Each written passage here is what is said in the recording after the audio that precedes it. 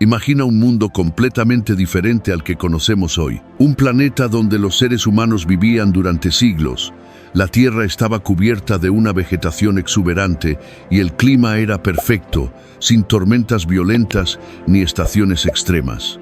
Una época en la que Dios hablaba directamente con los hombres y seres misteriosos, conocidos como Nefilim, caminaban entre los humanos. Bienvenidos al canal En Nombre de Jesús. Hoy emprenderemos un viaje fascinante para descubrir cómo era el mundo antes del gran diluvio. Exploraremos relatos bíblicos, teorías científicas y rastros históricos que pueden ayudarnos a entender este periodo olvidado. ¿Alguna vez te has preguntado cómo era la vida antes de la mayor catástrofe de la historia? ¿Será que la humanidad de aquel tiempo era tan diferente a nosotros? Quédate hasta el final y descubre verdades sorprendentes. La Biblia nos cuenta que los primeros seres humanos tenían una longevidad extraordinaria. Adán vivió 930 años, Set 912, y el más longevo de todos fue Matusalén, quien alcanzó la increíble marca de 969 años. Pero, ¿cómo era esto posible? Algunos estudiosos creen que el ambiente terrestre antes del diluvio era drásticamente diferente. Génesis menciona que Dios creó una expansión para separar las aguas de arriba y de abajo. Algunos teóricos sugieren que esta capa de vapor de agua alrededor del planeta actuaba como un escudo contra la radiación solar, permitiendo un clima templado y reduciendo los efectos del envejecimiento. ¿Puedes imaginar vivir casi un milenio viendo varias generaciones de tu propia familia crecer y desarrollarse? Contrario a lo que muchos piensan, la sociedad antes del diluvio no era primitiva.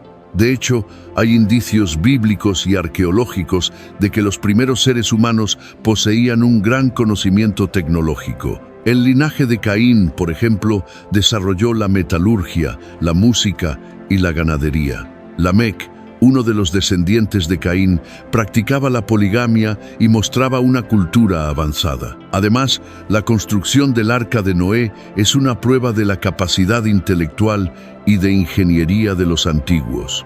¿Cómo logró Noé, en una sociedad corrupta y pecaminosa, construir un barco gigantesco capaz de resistir un cataclismo global? ¿Será posible que la tecnología de aquella época fuera más avanzada de lo que creemos? Uno de los misterios más intrigantes de la era prediluviana es la mención de los hijos de Dios, que se unieron a las hijas de los hombres y engendraron a los Nefilim.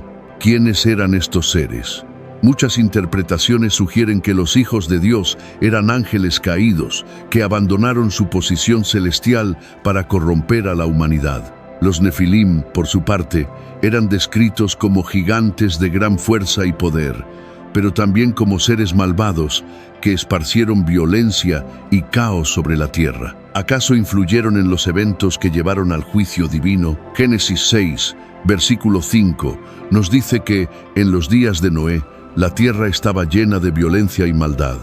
Y vio el Señor que la maldad del hombre era mucha sobre la tierra, y que todo designio de los pensamientos de su corazón era solo el mal continuamente. Dios, en su justicia, decidió purificar la tierra con un gran diluvio, salvando únicamente a Noé y su familia, porque él era justo e íntegro. Noé pasó 120 años construyendo el arca y advirtiendo al pueblo sobre el juicio venidero. Sin embargo, nadie le hizo caso. ¿Puedes imaginar la burla y el desprecio que enfrentó Noé? Cuando las aguas comenzaron a caer, el destino de la humanidad quedó sellado. Se rompieron todas las fuentes del gran abismo y las compuertas del cielo se abrieron.